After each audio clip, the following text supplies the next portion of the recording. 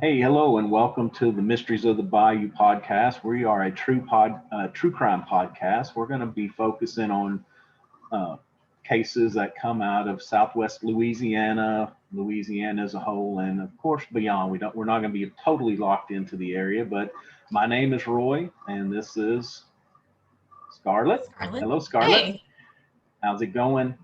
pretty good. How about you? I'm good, good. I'm based in the Dallas-Fort Worth area. The reason for my passion for this is not only for the true crime part, but for the area is spent a lot of time down there, and it's kind of my adopted hometown area. I love the people, the food, the culture.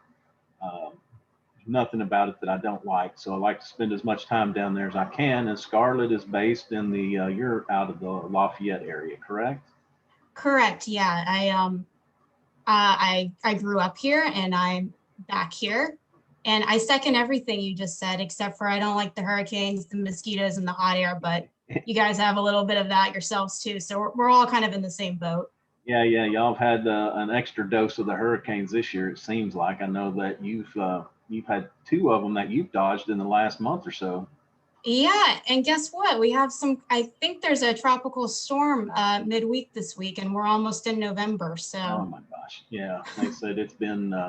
Well, I know we made it through our alphabet, and then they started working on this the Greek alphabet or some otother kind of alphabet. But anyway, just made up a sure. new one, the hurricane Yeah, alphabet now. yeah, right, right.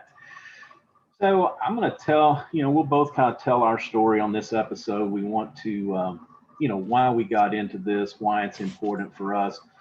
First, a couple things. Number one, you can find us on iTunes, Stitcher, Google Play, and Spotify. We have a website, www.mysteriesofthebayou. We're on Facebook page, and a Facebook group.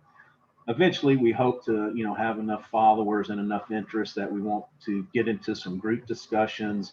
We also want you to reach out to us if you have case submission ideas, or especially if you have any information on something that we're talking about. um, you can reach out to info at Mysteries of the Bayou, or Roy or Scarlett, either one, at mysteriesofthebayou.com. We'll be glad to answer you, or on Facebook you can send us a message, whatever works best. But I got into this true crime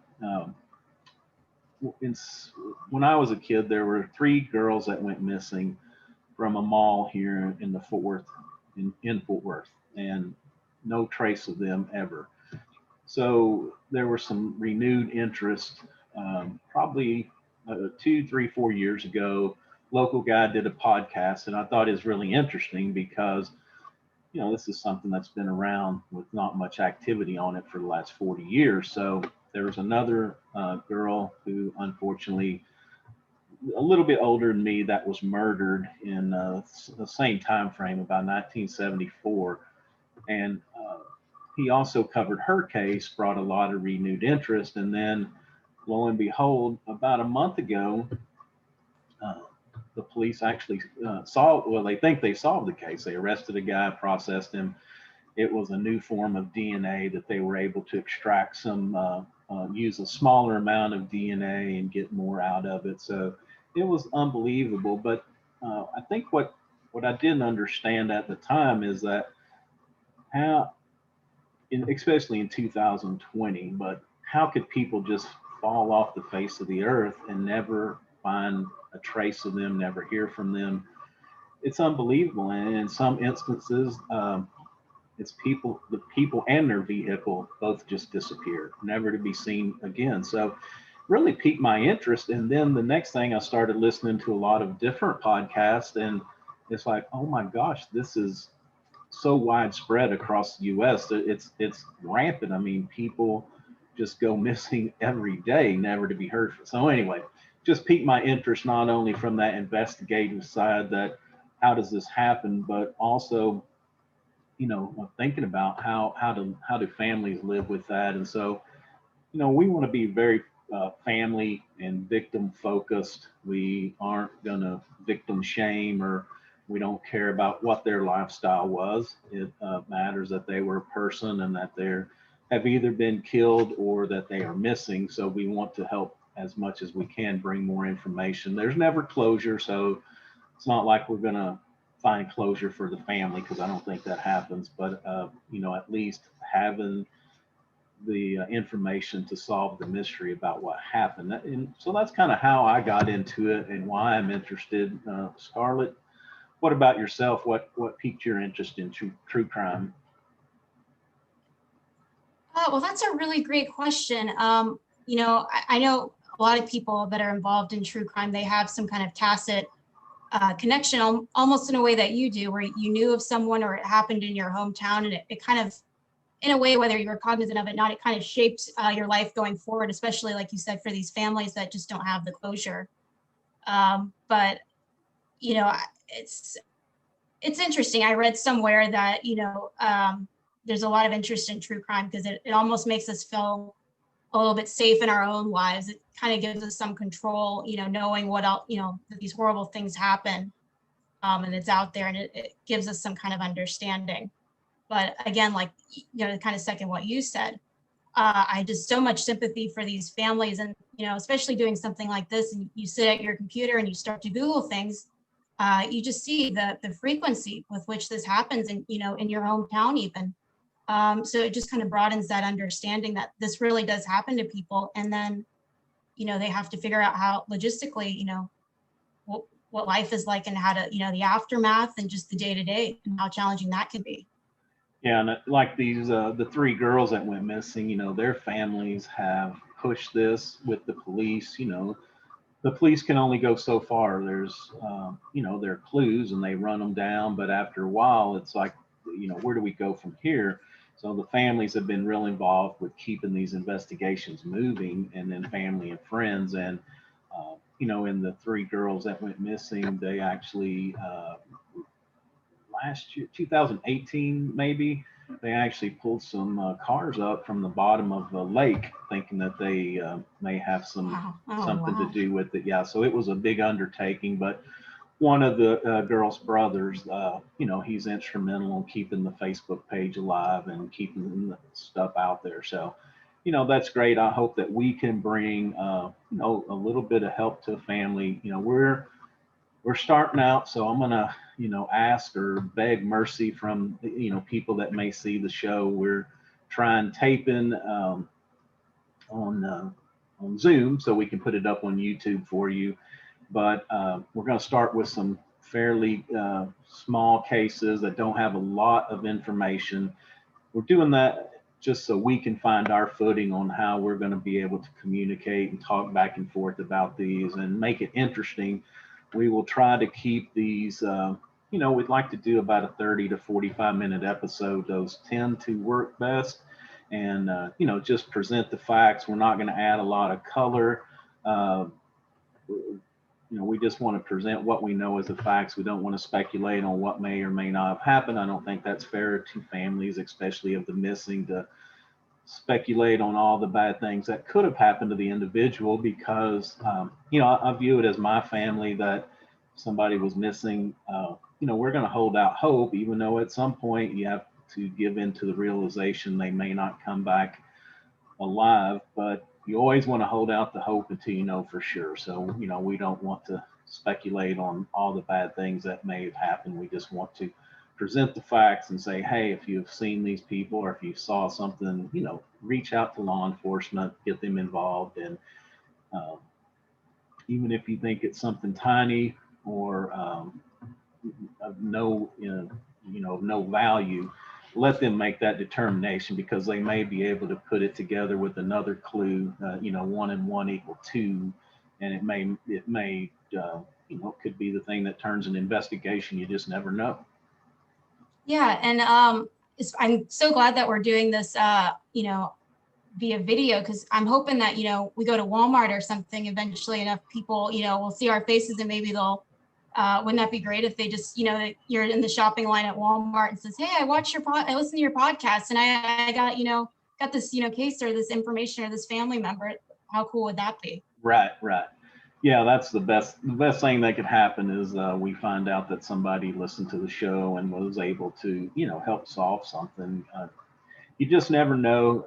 Part of it is it's a game of numbers. It's the more people that put the message out to the bigger audience, that it gets to, the better chance of having a break in a case. That's the great thing about this day and time is, you had a local newspaper and the story ran there, and if you didn't read that or if you weren't in that area, you may not really know. But today, you know, this show has been, we've been trying to get this show off the ground for about a year, and just been some setbacks here and there. But even over that time, we've had visitors to our website and to the podcast from all over the world. So it's such an awesome thing to have that kind of a reach. So, we're excited. And what we're going to do, I think, at least the first couple episodes, like I said, we're going to go over 2 cases, each one. They're sparse details, so we're not going to be long and in depth into each one. But this way, it just gives a chance to 2 families to maybe to get some answers. So, unless you have anything else, you just want to jump right in. I wish I had a better icebreaker. It just occurred to me. I do have a not to sensationalize it in any way. But you mentioned the 70s, a case that that this kind of inspired your true crime. My mom had a Ted Bundy story around mid 70s. Yeah, we should have led with that. That could have been the hook or something. Yeah, no kidding. It's a really short story. She went to school in Pocatello, Idaho, and he had the cast, and he was at this kind of local watering hole bar. It was just college kids. It's a real small town. Everybody knew each other. And he said, "Hi, I'm Ted." And he was kind of strange, and he had a cast, and everybody remembered him because it was just, he stuck out. He wasn't part of the college crowd. So How crazy is that? No 6 kidding. degrees. I think if you start talking to enough people, they might have one of these crazy stories. It's like 6 degrees of Ted or something. Yeah. In that time period. Yeah. Yeah, and that's for sure about the 6 degrees. That's one thing I always, talking to new people, you always try to find that connection. And it's always amazing that there's always something, maybe an event or a person, but usually you can find some kind of common ground there. Right. All right, well, let's jump into this one. This is one that's been kind of bugging me for probably the better part of a year now.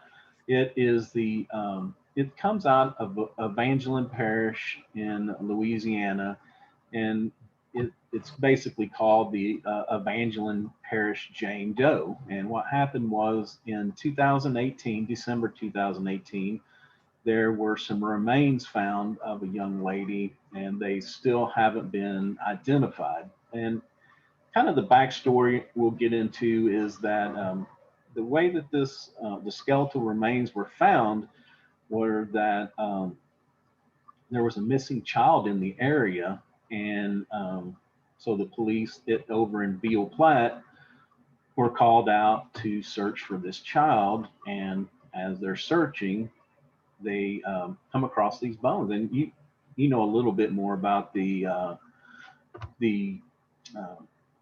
child they were searching for. You have a little information on that, don't you? Yeah. It's always horrible when a child goes missing. So naturally, this was an all man on board. They had 4-wheelers, they had people on horses. The Cajun Navy even came out to lend a hand in the search and rescue. But the child was found. It looked like a runaway case, and so child was found safe. So that's good. Yeah. Unfortunately, they happened to stumble upon these remains of this, person, unfortunately.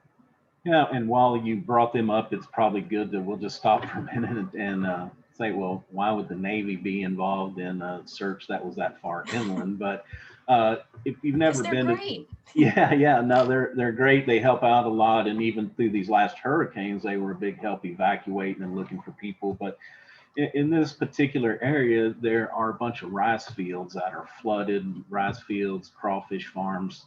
So anyway, there is a lot of water around as well. So so they found these remains. They were partially buried. They were in a green space by a barn. It's from what I've read, it said it was kind of out in the middle of nowhere, but it was basically, there were some another house close to it.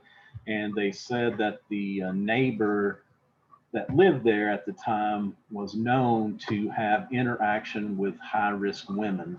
And, I think that's important because, especially in a small area like Evangeline Parish, it was all over the news. So I feel very strongly that had this young lady been missing from that area, it would have been solved immediately. But it just makes you believe that maybe she was from a different area, and whether she was in this area voluntarily or whether she had been trafficked to the area, we don't know.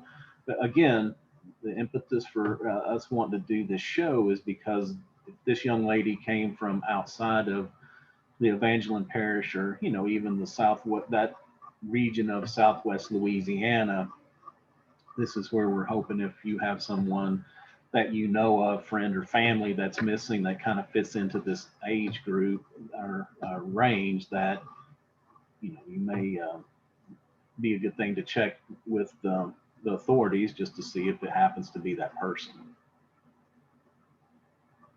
She so some of the other information, she was about 20. She had been there, they think, for about 5 to 10 years. And they speculate that her age was 25 to 35 at the time of discovery. So kind of applying a little bit of simplistic math to that, you would think that her current age today would have been probably in the 32 to 47 range. So if you know somebody who was missing that may be in that 32 to 47 that went missing, when would that have been? Maybe 2008 to 2013. That kind of fits that time frame. She was, they speculate that she was of mixed descent, probably of African American and French Cajun origin, if I'm not mistaken. I was going to put this up. Sorry about that. I'm going to put up a little. We're going to try this and see what it comes out like on our recording. But this is some of the information that we found here on the Evangeline Parish Jane Doe. Yeah, she was of mixed Cajun, French, and African descent, female. So one thing else we did, we reached out to the Louisiana State Police. Of course, it's an ongoing investigation, so they were not willing to either provide us with more information, or we did offer them a chance to come on and talk with us. And again, because it's an ongoing investigation, and I think that's something that we have both come to terms with. A few of the other cases that we've been investigating, basically the same thing. So a lot of times we're going to be able to provide to you information that we found doing internet searches, just because of the authorities. They need to hold some of this information close, just in case they do make an arrest. That it makes it a little more difficult when some information is out in the public. They like to hold it, and that way they can use it in interrogation. Yeah, and I know that we had talked about this pre-show, and I'm just so curious. So it looks like, they reported that they found a skull with possibly some teeth, and then you made the, you brought up the thought that if she's, they were able to tell that she was female, possibly they found other remains, the pelvis and whatnot. I wish we, too bad we don't have any forensic knowledge. I'm just so curious, how much is needed to do one of these facial reconstructions? How much DNA, how much goes into that? Unfortunately, we don't have those answers. Right. But unfortunately, with this case, they weren't able, or they haven't been able to, or they're working, or they're backlogged, but there's no image yet to match this report. Yeah, and I had read that they have sent the remains to LSU, and LSU has an awesome program where they do some facial reconstruction. I'm sure that they are, trying to. The other thing that's really popular now is looking at DNA and going backwards, is because if just like myself, if something happened to me, they looked at my DNA. If I don't have any in the system, and it can get that way, you can get in the system a lot of ways, either through criminal convictions. It can get there through, I think, some military, police, school districts. So there's a lot of ways that your DNA can get in the system. But when somebody's found, they can't match their DNA. So what they can do now is they will kind of start working it backwards to see if they can find some relatives and then narrow it down that way. And kind of how that works is like myself, I've gone through Google 23andMe, but people cannot access my DNA there to do a comparison. So there are a couple other services. One of them that I'm aware of is it's GEDmatch, GED match, and basically if you upload your DNA there, you're given the authorities the permission to, try to match it against these unknown cases, and that way it may, even if it, if it wasn't me, it may be, they may find somebody that it links close to me, and then, they start the conversation. Is it, brother, sister, father, mother, child, or, they can, or cousin, they start seeing how far away you are, I guess, of a match to this particular DNA. And then they can kind of start down that path of figuring out who it may have been. And it's funny because that's actually how the 46-year-old case that they just solved here in Fort Worth, that was part of how that happened. Was, they found a way to work with this smaller bit of DNA, and they matched it to the guy's brother, actually. So, they got a match through through GEDmatch, I think, and then they said, well, it comes up as one of these three brothers. We just don't know who. So then they started taking their DNA and got a positive match on it. So very interesting, the technology that we have today. Yeah, I was just going to say, since you brought up GEDmatch, that was also, gained a lot of notoriety for the Golden State Killer, Joseph D'Angelo. Was they used family DNA and were able to place, bring his DNA to the crime scene as well. So it's just interesting. Right. So anyway, if you have a loved one that's missing, if you have any more information, if you were in the area at the time and maybe know more about this person, this young lady, who she may have been, where she might have been from, please reach out to either the Ville Platte Police Department. You can reach out to the Evangeline Parish Sheriff's Department, or the Louisiana State Police is involved. So just reach out to one of those, and please let them know what you know. It may be able to help solve this and at least give her a name. All right. If nothing else, we'll move on to the next one. All right. This one here, actually, we just paired it with this other shorter case. It's really not out of Southwest Louisiana, but it is very current, and that's why we felt the need to go ahead and put it out. This lady is actually missing from the Fort Worth, Texas area. Her name is Carolyn K Riggins, and she is age 70. About 5'9" and about 200 pounds. So basically, she was at a bingo hall playing bingo and then just turned up missing. And she eventually went missing on July 11th. So it's been going weeks. Been going on 3 months now.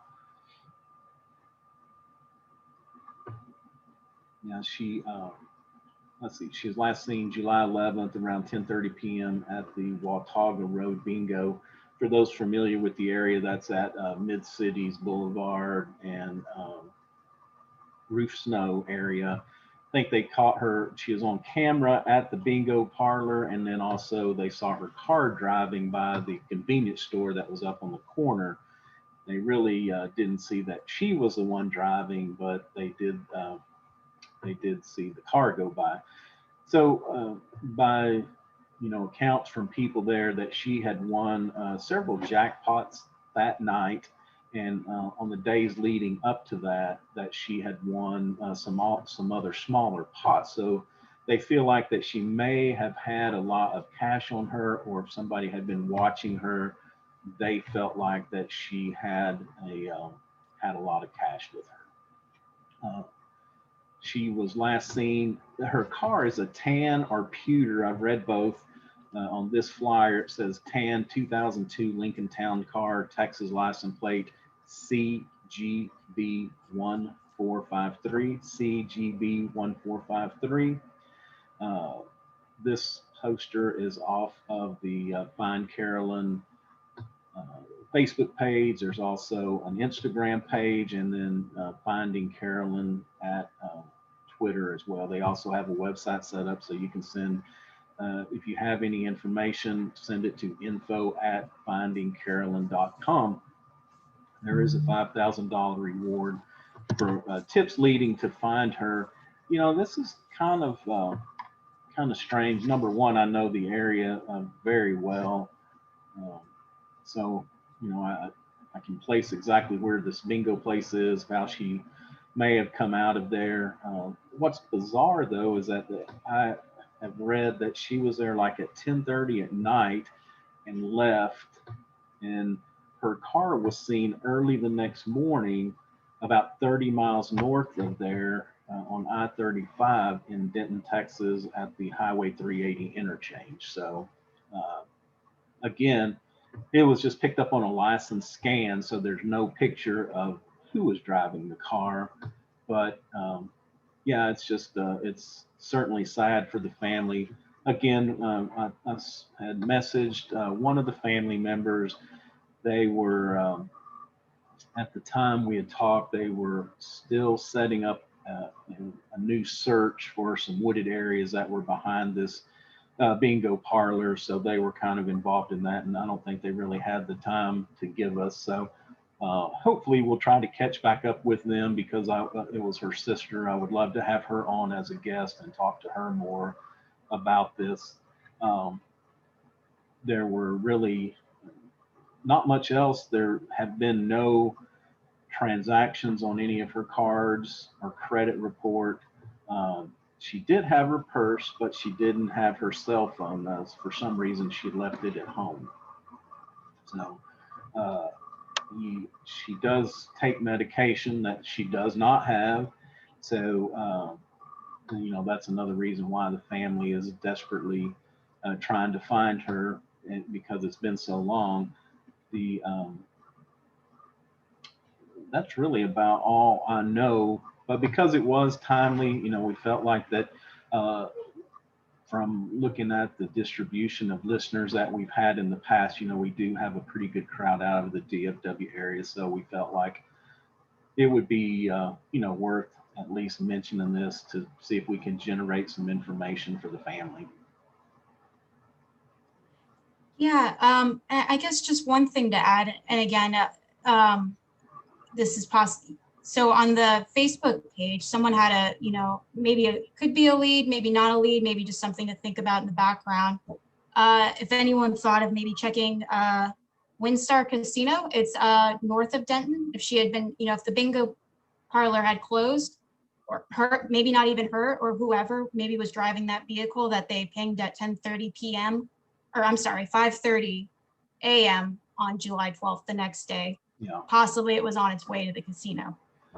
Yeah, that casino is just across the Red River in Oklahoma. So yeah, that is definitely a possibility. And you know, this is one of the cases, again, you know, as I said in the beginning, don't want to speculate, because Sure. there's so many things that could have happened. And you know, what we're hoping is that they can still bring her home alive. But this is kind of one of those interesting parts, is that they have not found the car either. So how does Carolyn and the car go missing and not be seen for 3 months? Because you know, generally, even if the car had been abandoned somewhere, you know, they run the plates, they figure out at least we have that. So another thing that I know that the family has been doing is looking along, you know, I-35 going towards that casino. to see, if there's ditches that a car could have run off in that you couldn't see them, or bodies of water that it might have gone into as well.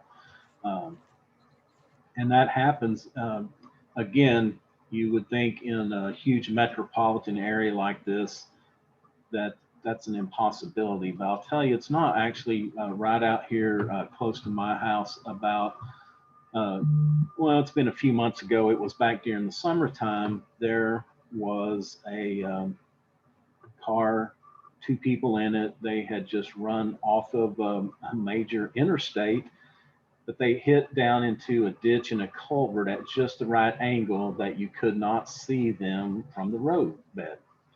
So about 2-3 days later, there's a guy has a flat tire running down the road, pulls over and just happens to pull over right on top of this vehicle. And, he looked down and saw him. And unfortunately, one of the gentlemen passed away. The other was safe. But, again, it's stranger things have happened, that you can run off the road in a huge metropolitan on a major highway that, has thousands of cars going over it every day and still not be seen. Right. And I just so much sympathy for her family. I can't imagine something like this. She was a mother and a grandmother, and just not really having the answers of, what happened that night. Exactly. So if you have any information, we'll just kind of recap. If you have any information on Carolyn K Riggins, again, she's missing out of Fort Worth, Texas since July 11th of this year, 2020. And then the other case that we covered is the Evangeline Jane Doe. She was found in Evangeline Parish. I'm sorry. Yeah, Ville Platte. Yeah, Ville Platte in Evangeline Parish, Louisiana. She was found in 2018, but they suspect again that she had been there for 5 to 10 years, and they estimated her age to be about 25 to 35 when she went missing. So if you have any information on that, please again reach out to the proper authorities, and let's see if we can help solve one of these two cases. That's really all I've got. Again, we're going to kind of find our way through this. It's been interesting. Also using new technology. Like I said, we had anticipated doing the audio for the podcast for sure, but then we decided to try to couple it with the recording and try to put it up on YouTube as well. We'll see how that goes. And if you have something nice to say, please reach out and let us know. Don't be mean. We're trying. We're going to figure it out. We're trying. But yeah, if you have some positive critiquing, please let us know. We want to make the show interesting where people want to listen, and we also want to, try to help these families as much as we possibly can too. So anything we can do along those realms. If you have any case submissions, please reach out to one of us. I'm Roy at mysteriesofthebayou.com or Scarlett at mysteriesofthebayou.com, or you can hit us on either Facebook, Twitter, LinkedIn. We will be up on LinkedIn, but also Instagram. Be sure and reach out. We're Dove. We do Dove. We do, winged doves as well. We take Dove and smoke mail as well. Everything. We're connected on everything. Exactly. Yeah. And Scarlett just met awesome technology. She just messaged me like, hey, you forgot something here. Definitely. We're just starting out. And so we want to have a mission to help other businesses as they're starting out.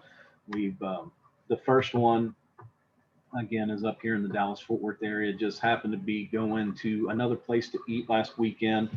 Drove by an old farmer's market, and lo and behold, they had turned it into the Cajun market in Colleyville, Texas. So went in, talked to the Phil and Deborah, really nice people there. Got me some boudin and some crackling. So it was really good. He had some good product. And that's one thing I miss about not living in Louisiana in the southwestern part is the boudin. I could eat that stuff every day. So it was nice to find a place. And yeah, if you're a new business that has anything to do with the Southwest Louisiana area, also reach out to us. We'd love to drop a plug in for you, and try to help these new businesses. It's got to be tough with the COVID and everything that's going on. Starting a new business is tough any day of the week, but with the COVID on top of that and everything that's going on, I'm sure that it's even more difficult. So we want to get out, patronize them, and show a little love for these guys for sure. All right. Before we go, Scarlett, you have anything else? No, just want to thank everybody for listening, and thank our family. I hope they're listening as well. I hope we got a few fan base already, at least. Yeah, we got. I'd add no. Yeah, I was gonna say we got our 2 followers already. Yep. All right. Well, until next time, I'm Roy. I'm Scarlett. Y'all be careful out there.